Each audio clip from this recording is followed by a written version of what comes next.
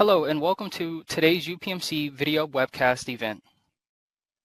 As a reminder, during today's virtual event, you may submit questions for our presenter by typing in the Ask a Question box below the video window of your webcast screen and clicking the Submit button. These questions will be answered after today's presentation. It is now my pleasure to introduce today's presenter, Dr. Georgios Zenonos. Please go ahead, sir. Yeah, it's a great pleasure to be here today. Hopefully this will be a very productive event for everyone. And I am very excited to go ahead with the presentation. Thank you everyone for joining. Again, I'm George Zenonos. I'm one of the neurosurgeons here at the University of Pittsburgh.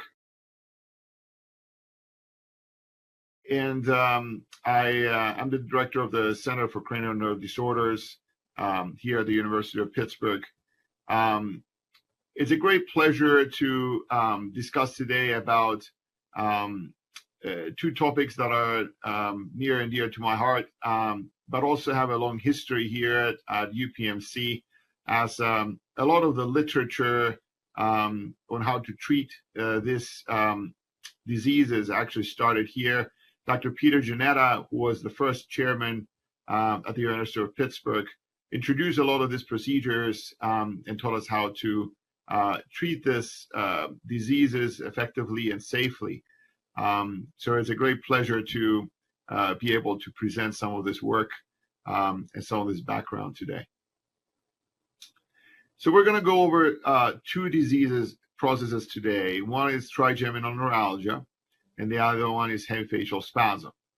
And this is really meant to be a presentation for patients. So this is meant to familiarize patients with the disease processes. So in other words, how do I know that I have one or the other, and what causes them? What actually happens for me to be feeling what I'm feeling? How can we treat this? What are my options, and what are the patients to expect, both in the workup when they're discussing their concerns with a physician, or during treatment, and what are the expected outcomes? All of those things are a mystery that hopefully we can shed some light on today. So trigeminal neuralgia, also known as tic-douloureux, it's been said to be the suicide disease. It's really one of the most excruciating pains that anyone can feel. And people did commit suicide quite frequently before we had good ways to treat it. But how do we know that a pain that someone has is actually trigeminal neuralgia?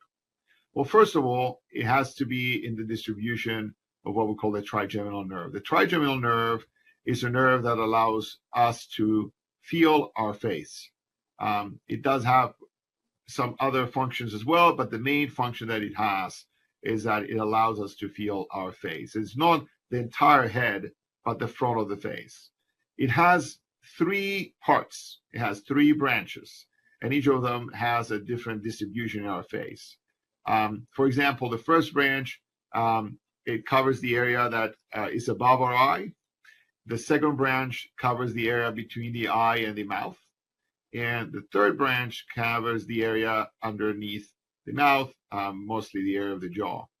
So the pain has to be in that distribution.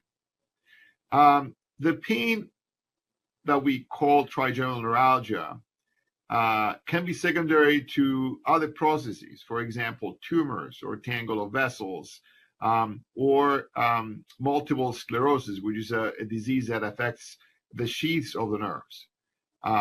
And we also categorize that in what we call Atypical or type 1 trigeminal neuralgia, in which the pain is electrical, sharp, almost like a taser kind of pain, and atypical, where the pain is burning, dull. And this distinguishing between these two is extremely important because it dictates how we treat this disease, but it also has implications on what the prognosis is. So the way I like to explain what actually happens, or what we think happens to patients is with an analogy to cables. So nerves are like cables. So if you think of a cable, it has a metal part that conducts the electricity or signal, and has like a little plastic part or a sheath that keeps the electricity separated from the other cables within a bundle. So that way the cables don't short within themselves and they don't confuse the information on their way to the end receiver of information. Same way, a nerve has its axons. The nerve has its axons, which is equivalent to a cable. And it has the coverings of the nerves, what we call the myelin sheath or perineurium, etc. It doesn't matter what they're called, but they have the equivalent structures with a cable. So just like when we were discussing on a phone call, the only way that someone on the other side of the line knows what one person is thinking is what we're articulating and what makes it through the cable. So in the same way, the only way that our brain knows what is going on in our face is based on what information gets to the brain with these cables, with the nerves. So if something tells the brain here that there's somebody stabbing them in the face, that's all they know. That's all the brain knows. There's no other way for the brain to know. So it depends very heavily and exclusively on what information comes through these nerves. So imagine a situation where the cables go bad. So especially the sheaths of the nerves go bad in a way that the cables are shorting. There's electricity from one little bundle going to another bundle, and there's mixing of information. The same thing happens with the nerves. So what happens is that if some of the coverings of the nerves go bad, the electricity within the axon, within the cable, jumps off to the other one. And if that happens, there can be mixing up of information. So also, it's important to know that some of the fibers or some of the neurons that tell our brain that there's pain going on actually don't have their covering. So if there's any of the other ones that give signals, for example, a neuron that tells our brain that somebody is lightly touching us on our face, or that it's cold outside, that information can be confused with pain. And that's why we get that pain back that is confused with the pain fibers. So as we said, many times what happens is that there's a tumor or something else that is actually pushing on our nerve. Imagine that this is what we call the stem or the brain stem, and this is the trigeminal nerve that comes off of it. So if there's anything disrupting it and disrupting this coverage of the nerves, they can be mixing up of information and trigeminal neuralgia or pain. One of the most common things that happens is that there's often an artery that's pushing on the nerve. As we are lucky enough to grow through the years, just like our skin grows a little bit more lax, so do our arteries and many other structures in our body.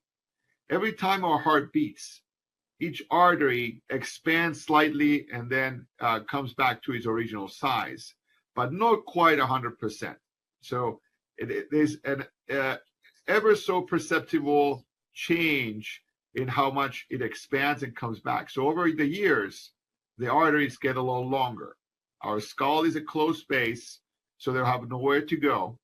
And in order to accommodate that extra length, they create these loops. So that's why usually trigeminal neuralgia affects people that are over 50. There's about 150,000 or 200,000 people that are diagnosed with trigeminal neuralgia yearly, but it usually affects people that are over a certain age. It can happen earlier as well, just because sometimes there's differences how we're made, how our arteries are made, and that can cause that sooner. But as a general rule of thumb, happens later in life. So what are we are looking for when we're evaluating trigeminal neuralgia? Well, first of all, is it primary or secondary? Usually, every patient with facial pain that is consistent with trigeminal neuralgia will get some imaging to see if there's a tumor there, if there's a tangle of vessels, or if there are signs there that there's a demyelinating disease such as multiple sclerosis. It's also important to understand the history. Somebody's pain that started immediately after dental work may be related to injury of the nerves around the teeth. Occasionally, there's actual trauma. That somebody was in a car accident and they had fractures in their face, and this caused trigeminal pain. Or there's a reactivation or a herpes infection, etc. So all these things are important to understand what actually caused that. But if there's no other reason, then we say that the trigeminal neuralgia is primary, and that has a different way of treating it. So if you have a tumor, you just remove the tumor. But if you have a primary trigeminal neuralgia, then the way that we treat this is a little different. And that depends, as we're going to discuss a little bit later, whether there's an actual artery pushing on the nerve versus not. Another very important piece of information is to differentiate trigeminal neuralgia into what we call typical or atypical. Now, this differentiation is not 100%, and there's actually an overlap to some extent. There's people and patients that have both kinds of pain.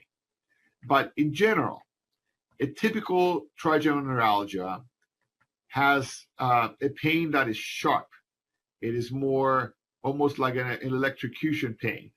If you were to tabulate it over time, it's not continuous pain. It comes in like these little spurts that last a fraction of a second. It can be multiple of them together, but it's not like a building plateau that just comes and stays there. So that's more consistent with what we would call atypical trigeminal neuralgia. Typical trigeminal neuralgia is much easier to treat and is much more amenable to all the procedures that we have to offer.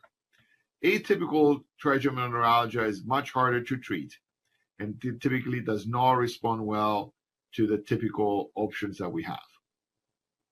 Are there any triggers? That is also important. Typical trigeminal neuralgia would have exacerbations of the pain with simple stimuli. Those can be, the air or the wind blowing on someone's face, especially if it's a little cold. It can be brushing your teeth or eating, or even just producing words, talking. That can produce the pain. So that tends to be very restrictive for people because they tend to avoid all the stimuli. And if the stimuli are relevant to eating, swallowing, brushing their teeth, having a shower, that can be extremely disruptive to their life. This pain is the worst pain that anyone felt. So they really remember when they started. Occasionally it can start like as a little twinge, but if you ask people, they will really remember when they started. So a memorable onset is actually very consistent with a typical trigeminal neuralgia. And also important is response to medication. There's a family of medication that affects specific channels on the nerves, specifically voltage-gated sodium channels.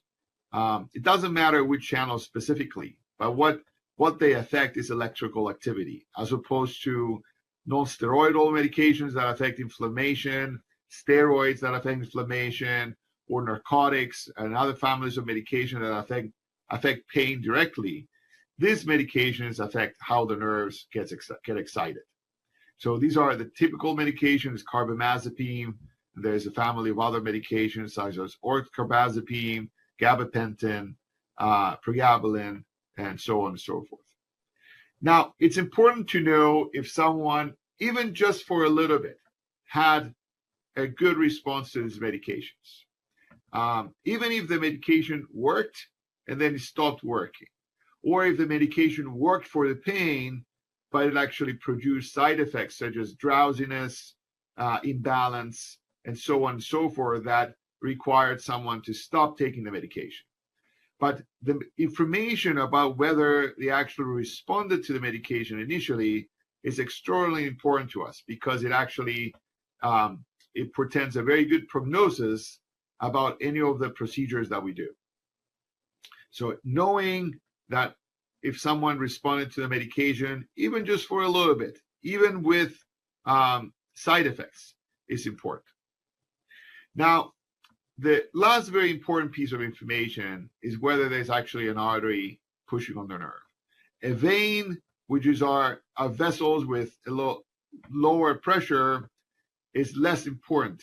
And there's a differing on opinions of whether you should go after a vein or an artery. But if there is compression of the nerve by an artery, that changes completely how we treat it. So that's an important piece of information that we need to know ahead of time. And usually by getting a highly specialized sequence of MRI, we can see that. Here you see this MRI depicted here. This line here is our trigeminal nerve on the right side. They're always flipped just to make the doctors think that they know something more. But they're always flipped here. And this little black dot right here, that is actually the artery, and it goes in and out here. It dives down here and comes out here. So we know that this is being pushed here. It's also important where it's pushed. So if it's pushed right at the area where the nerve comes out of the brainstem, that's the most sensitive area of the nerve. That because that sheath or the plastic of the cable, it's the most sensitive area of it. So it's important to know that piece of information. So what are generally the treatment options for trigeminal neuralgia? Again, we always start with medical therapy. If someone, usually this will work, and it has to work for at least a period of time for us to think that someone has typical trigeminal neuralgia. So trying the medication has both a therapeutic, but also has a diagnostic component to it, because if we know that they responded to the medication, it makes us more comfortable that any of the other procedures will actually work. So if someone is doing very well in the medication, they're not having any significant side effects, that perhaps is all that we need to do, and we don't need to do anything further. But typically, over the period of time, what happens is either the medication stops working, or someone has to take increasing doses of those medications that cause significant side effects. So side effects can be drowsiness, it can be imbalance, it can be fogginess, difficulty thinking, difficulty with memory, and proceeding with normal tasks. So if that's in place, then we'll perhaps need to proceed to some of the other options. So perhaps the best option that we have is the microvascular decompression. We'll show exactly what that is. We showed that artery pushing on the nerve, and the goal of that procedure is to actually take that artery off the nerve so it's not pushing on it. Every time our heart beats and that artery is on the nerve, it pulsates a little bit. And that micro trauma that it causes every time our heart beats, over time causes the coverings of the nerve to go bad, and the confusion of information coming back to the brain. So separating them allows us to actually get to the heart of the problem and address that. Now, many times, however, there's not an artery pushing on the nerve, and we know that ahead of time from our imaging. And in that case, our strategy is a little different. Usually, what we would do there is choose one of the ablative options, and all these options essentially are aiming at causing a very mild damage to the nerve. And the thought process is that by causing this very mild damage, they push the nerve into thinking that it has to regenerate.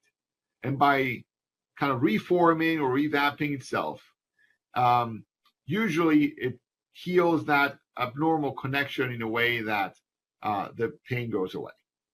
One of the downsides, however, of these ablative options is that they do cause mild damage to it. So when you do this multiple times, there is a risk of causing additive damage to the nerve that can lead to numbness, or what we call neuropathic pain, which is more pain that is dull, burning, continuous pain, which is not pleasant either, and is actually much harder to treat. These options, and we'll talk a little bit more about them, include glycerol rhizotomy, which is an injection of a medication called glycerol. This can be also done with electricity, radio frequency ablation, or even a balloon that we float and open up and compresses the nerve. It can also be done surgically with the same approach that we do the microvascular decompression, or it can be done with radiation with what we call radiosurgery. So the microvascular decompression, again called MVD for short, or the Genetta procedure, named after Peter Genetta that we showed in the very beginning in the initial slide. This is perhaps the best option that we have. In order to offer this, there's a few things that have to happen. Firstly, someone has to have typical trigeminal neuralgia. They have to have this lancinating, sharp pain that's almost like a taser.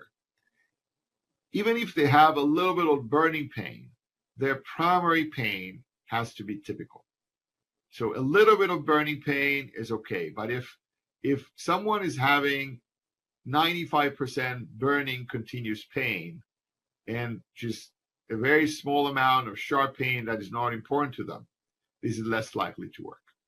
If someone has only typical pain, we see an artery pushing on the nerve, and it's important not just to be in the vicinity, but actually see it pushing on the nerve. If we see all that, the chance that this is going to completely take the pain away effectively and with lasting results, occasionally lasting for someone's lifetime, is over 96%. It's close to 100%. The resolution of the pain is most of the times immediate. Patients wake up without a pain. And over the period of a week, they will be off all their medications that they take for this purpose. Now, over the years, this procedure has been refined significantly. From the time that Dr. Peter Genetta introduced it and populated it, again, it's come a long way. One of the things that we say to people is it has become quite a minimally invasive procedure. So it consists of about a 3-centimeter incision behind the ear, which it's a little bit more than an inch, and then making a little window into the bone to go around the brain. This is not an in the brain surgery, but it gets us access into the skull, but around the brain. Over the years, a lot of things have changed. For example, we've developed a way not to incise the muscle itself, but actually disconnect the muscle and elevate it, but not cut into it. That significantly decreases the pain that someone has postoperatively. By placing the incision exactly where it needs to be with image guidance, and by exposing the maximum that we can right next to two very important veins, we minimize how much we actually disturb the brain because we don't retract it at all, almost at all. We use artificial bone, what we call bone cement, to repair that defect in a way that it looks like it did before, and it significantly decreases the chances for having something like a spinal fluid leakage afterwards. There's no plates, there's no protuberances, there's nothing that actually looks abnormal or foreign. It very much looks like someone's bone. We use absorbable sutures, and again, there's ways to minimize how much stretch that puts on the normal tissues, so it actually doesn't hurt as much afterwards. That all amounts to this being almost an outpatient procedure. We haven't really made it outpatient yet, but it does require people to stay overnight. It does not require them to stay in the ICU, and almost everyone will go home the next morning. There are some complications potentially, but the incidence is very, very low. The chance of having like an infection or a spinal fluid leakage is very close to zero. The chances of having some numbness from the procedure is again very low, especially if you don't manipulate the nerve too much. The chances of having a stroke again is very close to zero. If essentially is very close to zero. there is about a less than a 3% chance of having any changes with hearing on the side that we do the surgery. So in general, it has become a very safe procedure. This is an example of this procedure. This is after we made that opening and going around the nerves. There's these webs that are around the brain, what we call the arachnoid. And this is what we have to divide to actually go and find these nerves. This is our hearing nerve that we're opening right now, and this is the trigeminal nerve. And you see that artery that's around that nerve. By dividing these webs, we make room around it, just so we can put these cushions that are called Teflon patties, and then separate the artery from the nerve. So this is one of the most common ways that we end up doing this. A very small incision is done under the microscope. Occasionally, we will use the endoscope, which is a little camera that's mounted on top of a little stick. But this actually requires the incision to be a little larger because it requires more things to go through the incision. Now, if someone doesn't have an artery pushing on the nerve, in that case, we actually don't do an exploration just to see if there's something there. Occasionally, if there's a vein that deforms the nerve significantly, that may be an option, but if there's almost always a vein around the nerve. And by going to disturb the veins, essentially what you're achieving is a very mild damage to the nerve. This can be done without actual incision or opening the skull. Some of the options to achieve this same thing is what we call a glyceral rhizotomy, a radiofrequency ablation, like we said. Or a balloon rhizotomy. All these three consist of actually putting a needle right next to the angle of the mouth, and then actually with a little opening that exists in the base of the skull that we thread through X-ray, go in that area where all these branches of the trigeminal nerve come together. And again, there are different ways of causing this mild lesion. You can either inject a medication called glycerol, you can use electricity, or you can open up a balloon where it compresses the nerve. They all work the same way, and they all have the same way of getting there. You can actually do a microvascular decompression, although there's no artery to move away. What you're really doing is actually a surgical rhizotomy. And ways to do that is by separating the fibers of the nerve, or even compressing the nerve. There are different ways to do that. Another way of doing that, especially in people that are very high risk for undergoing any kind of sedation or undergoing any issues with having anything transgress the skin, for example, if they are on anticoagulation. In that way, in those instances, we actually use what we call radiosurgery, which is a very focused beam irradiation. Radiosurgery is popularized at the University of Pittsburgh. There's a huge experience here in treating not only trigeminal neuralgia, but a lot of other conditions. It's important to note, though, that this is not a permanent fix, and usually the pain will come back. Because you're causing a very mild damage to the nerve, it can be additive. You can't repeat that too many times. So usually we refrain to use these options when it's absolutely necessary. So if someone is on medications and they're relatively doing okay, we usually want to delay that if they don't have vascular compression. But they do have vascular compression because that's such a good fix to offer microvascular decompression. There's not a very good reason to wait if someone is struggling with either the pain or the side effects of the medications. And lastly, in patients that don't have typical trigeminal neuralgia or have no component of the trigeminal neuralgia that is typical, the majority of the times, this is much harder to treat. Usually, it revolves around medical therapy. Nerve blocks can be tried either with steroid anesthetic medications. A sphenopalatine ganglion block can be tried, or other trigeminal branch blocks. There's other options, such as options that change the function of the nerves, what we call neuromodulation, and that can be peripherally in the spinal cord, something that's done in the motor cortex, or through little wires that go deep in the brain, what we call deep brain stimulation. And in extreme circumstances, sometimes we can divide part of the entire trigeminal nerve. Usually, the lower part of the trigeminal nerve is something that is more amenable to do that.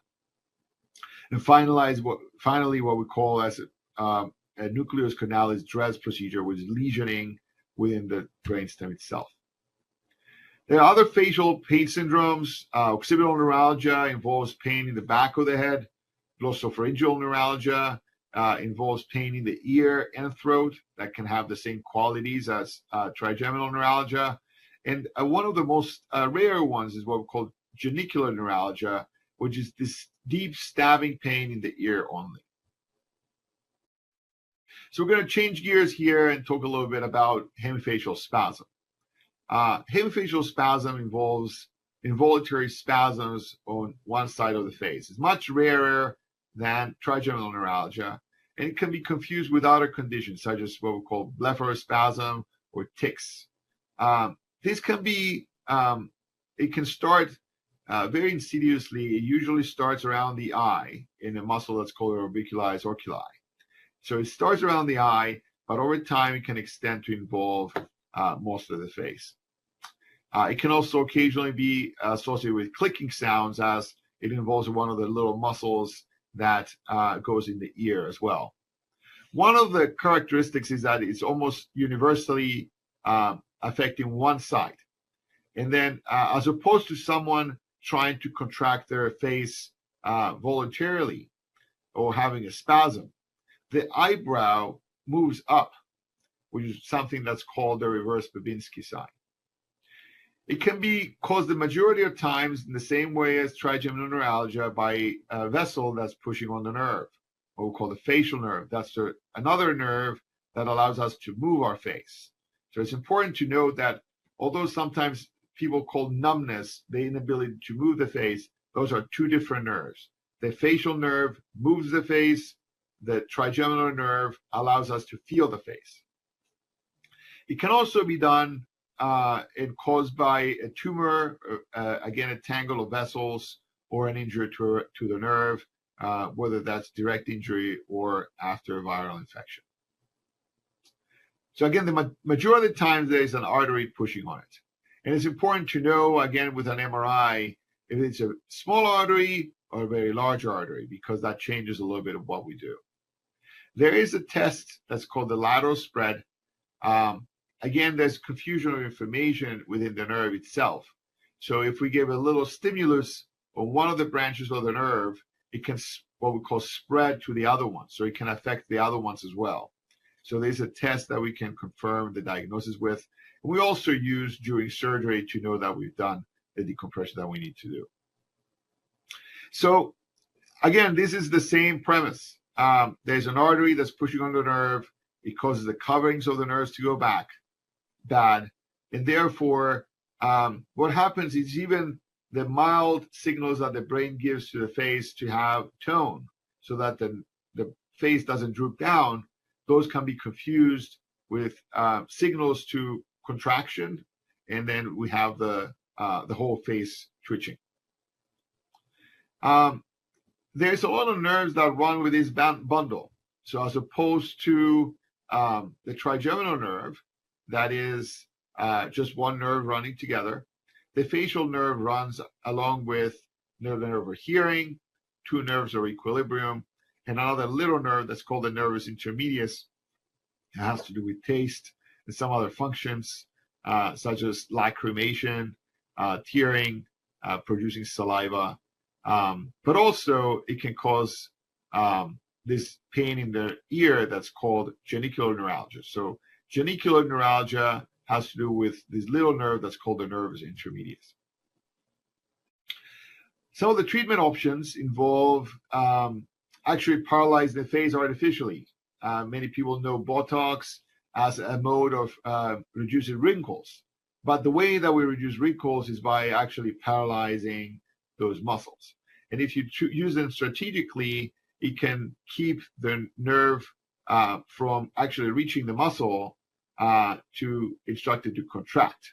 So even though the nerve is telling the muscle to contract, the muscle is not because it's paralyzed. And this can help with some of the symptoms, but typically it is not a great fix because what it produces a weak face that looks like someone had a stroke.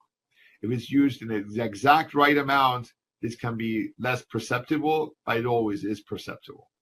What gets to the root of the problem is, again, microvascular decompression. This is very similar to what we described previously. And if there's just a little vessel that's involved, usually that is done with these Teflon patties. But in situations where we have a very large vessel compressing on the nerve, this can be done with something else that we call a sling procedure. This is another example of the sling procedure. So these are here we have a very large vessel that's pushing on the facial nerve. So we pass this little sling. We can use different materials of it, but we pass it around that large vessel, just like when you're mobilizing a trunk. So we use that little loop to pull that artery away from the facial nerve. And we can secure it on the side and then use it almost like a pulley to pull it away. And then we put a little clip to secure it away from it. Now, if there are other little vessels, such as in this situation, we can also use some of those cushions as well. There was actually two vessels here, and there was like a little vessel that was tearing in there, so we used a little cushion, but the large trunk was mobilized away with this sling procedure here. So this is extremely effective, and is usually the only thing that can get to the root of the problem. Again, if you have a tumor or a tangle of vessels, that's what you have affect first. But if you have primary hemifacial spasm, usually the microvascular decompression is the answer. It's very similar to the trigeminal neuralgia microvascular decompression. Very similar in terms of the size of the incision, the size of the opening in the skull, the size that we repair the tissues. The stay is usually the same. People stay overnight and then they go home. The hearing nerve, as we showed, is at slightly higher risk, but usually that means that you have to be a little bit more patient during the surgery. And at least in our series, it does not necessarily portend a higher risk for hearing loss. So one other difference is that although in trigeminal neuralgia, the symptoms will go away immediately, many times in hemifacial spasm, it requires several weeks to go away. Many times they will get significantly better immediately after the surgery, but for them to be completely resolved, it can take several weeks. Again, we're very lucky to be functioning and caring for patients at a place where it all started. There's more than 22,000 patients that were treated at an institution for a variety of cranial nerve disorders. And over this period of years, a lot of these procedures have been refined to be quite minimally invasive. We have decreased the morbidity and the footprint on the patients significantly, and we've made them a very safe option, a very effective option for patients. The field is keep evolving, and we want to be making things better, but we're very lucky to be able to treat patients here. So thank you everyone for participating. There's my contact information and the link for the Cranial Nerve Disorders webpage. And I think at this point, we'll switch on to see what questions we have and if we're able to answer. I'm going to stop sharing my screen.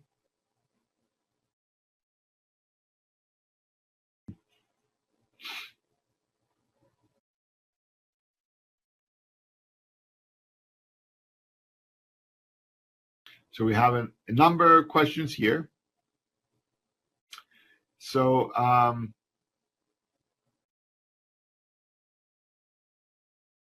of the questions by Cindy is, can can the decompression be done more than once? And the answer is yes. The decompression can be done more than one time. It depends on what exactly was done before. Occasionally, the Teflon that is put there, it creates a lot of scar. We do get imaging to see if there's actually something to decompress there.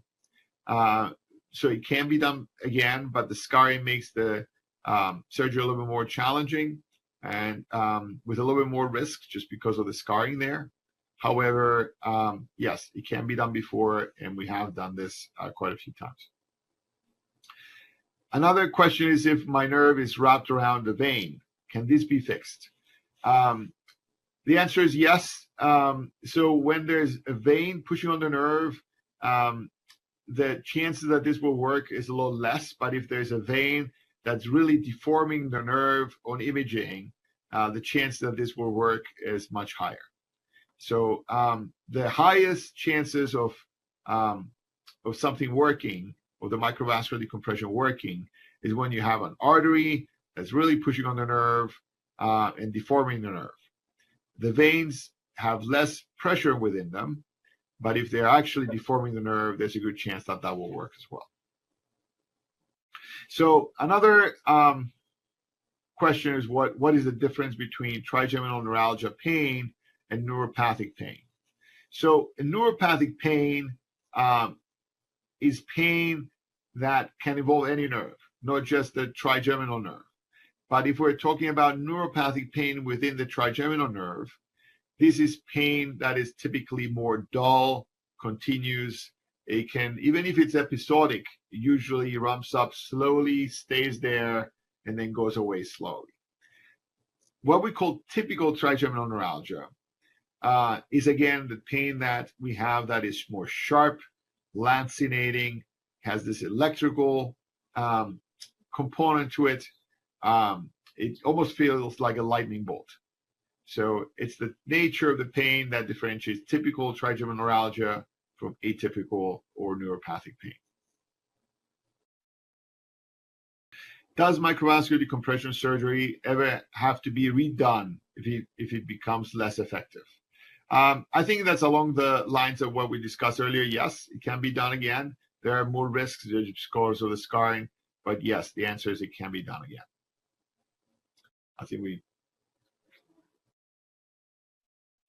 Okay. If you do respond well to carbamazepine, what does that mean? Also, if an MRI was clear.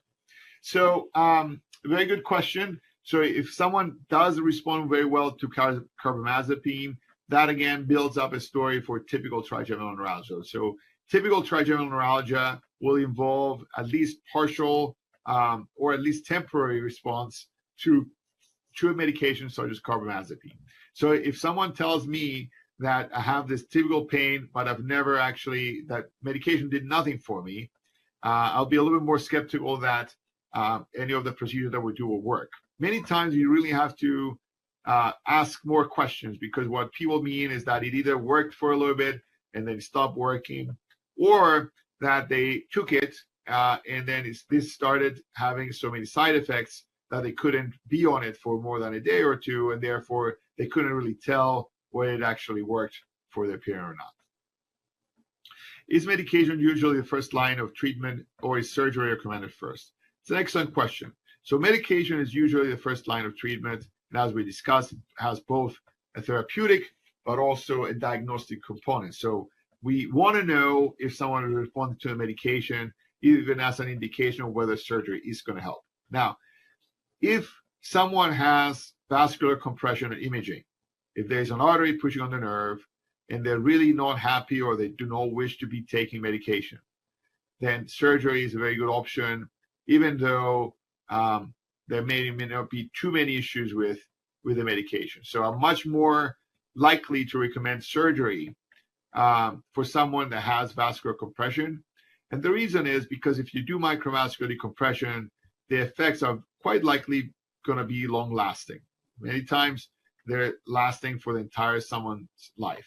So it's worthwhile the investment. But if someone is having typical pain, but they don't have anything on the MRI, and it's important to know that we have an MRI that actually shows that. So when we say an MRI is clean, it doesn't mean that they don't have vascular compression.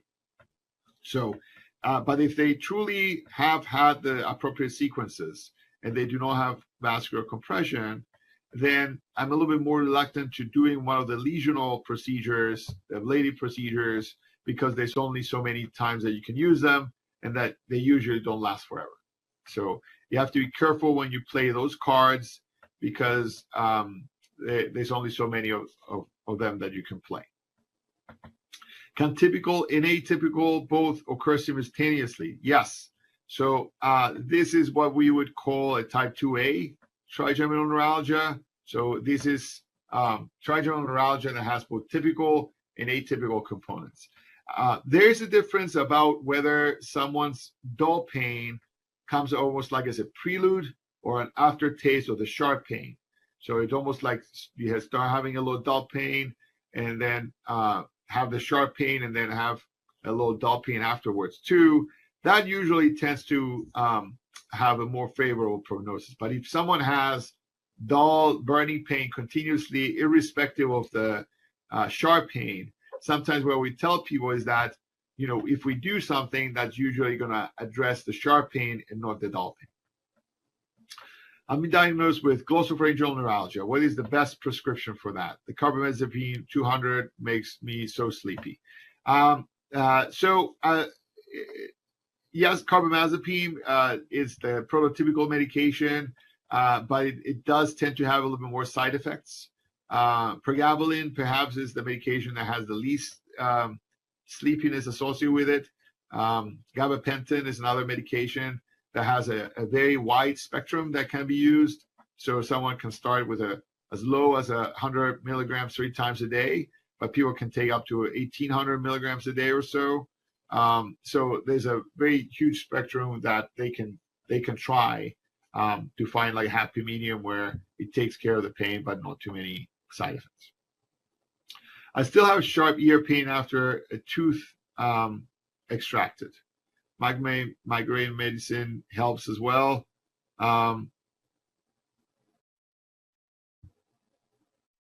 As C2, I feel pulsations especially.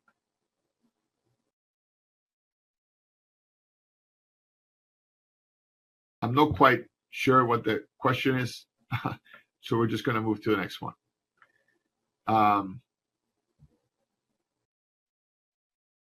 Is it common to have electrical shock jolts on one side of the head and strong but solid pain on the other side of the face? Usually that's not common, no. So the more of those kind of bilateral symptoms that someone has, both sides, the more atypical the story becomes. Multiple sclerosis, we didn't talk too much about it, but that's the one organic cause that can actually cause bilateral of both sides trigeminal neuralgia. But the more someone has pain on both sides, the less typical trigeminal neuralgia becomes. For atypical trigeminal neuralgia, can a specialized MRI or MRA identify a patient who might benefit from decompression surgery? So if someone has completely atypical trigeminal neuralgia, it's less likely that any surgery is going to work as long as we're talking about a decompression surgery. So it doesn't matter if they have an artery there. It's the symptoms that dictate that they're less likely to respond to that. Can your face become red, swollen, and warm on one side when you have trigeminal neuralgia, occipital neuralgia, and nervous intermediate neuralgia? So typically that's not part of it, but it depends. Yes, that some people do report it, so it can, but it's not typical, a typical component of the trigeminal neuralgia. Can you discuss how Bell's palsy interacts with this, or if it does not? I'm not quite sure what this is. Is it safe to stay on carbamazepine long term? The answer is yes. People that have stayed on carbamazepine for a long, long time, usually there are going to be side effects. Is usually earlier. it can cause like low sodiums as well. It can cause some changes, and that can be picked up on a blood test with a CBC for the complete blood count, or liver function tests, etc. But there have been people that have been on carbamazepine for a long, long time. A separate MRI is needed to determine hemifacial spasm. Or would MRI that look at for trigeminal neuralgia be sufficient? Usually the same MRI, as long as they included that same area, which usually they do. This can be either CISS or Fiesta sequences. Any very heavily T2 weighted thin cut MRI image usually would show that. Again, the MRI doesn't make the diagnosis of hemifacial spasm. That's a clinical diagnosis. We confirm it usually with a neurophysiologic test. That's called a lateral spread. So the MRI is only relevant if someone has the appropriate symptoms for it. Can my PCP treat typical trigeminal neuralgia, or do you need to see a specialist? It's completely fine for a primary care physician to order carbamazepine. I think it is useful for patients to have a discussion with a specialist, to have all the options laid out. If they are having, no symptoms and no side effects, it's completely fine to stay on that, and that's what we would do anyway. But if they're uncomfortable with any of the above, they're uncomfortable with the diagnosis, I think seeing a specialist is a very good idea. How come the Teflon pad doesn't bother the nerve, but an artery or vein does? That's an excellent question. I think the key there with the artery, particularly the artery, is that it pulsates. Again, it's not just there, but it's almost like a water hammer effect. So every time your heart beats, that artery expands and then comes back together. And it's that expansion that actually affects the nerve more than anything. Also, again, over time, it becomes more and more, compressive. So over time, the artery again elongates. So it's like a progressive process. It's not a process which is stationary. What treatment options are there when the trigeminal neuralgia branch on 1 or 2 is damaged due to trauma to the face? So if usually these are there's a damage to the first or second branch of the trigeminal nerve, the majority of the times someone would have neuropathic pain. So they're less likely to have what we call typical pain. So if it's more neuropathic pain, this will either revolve around pharmacotherapy or neuromodulation with a stimulator or something along those lines. But it's less likely to respond well to something like a microvascular decompression. What lifestyle changes would someone need to make after microvascular decompression? Can they resume to normal activities, scuba diving, sports? That's an excellent question, and perhaps something that we should have covered earlier as well. So the answer is that no limitations. The classic evolution of events is someone would go home the following morning. There's a slight limitation in how much weight they would lift for the first couple of weeks. That would be up and around doing most normal activities. They shower immediately after, but we don't want them to doing extreme sports or in extreme temperatures, extreme situations in general.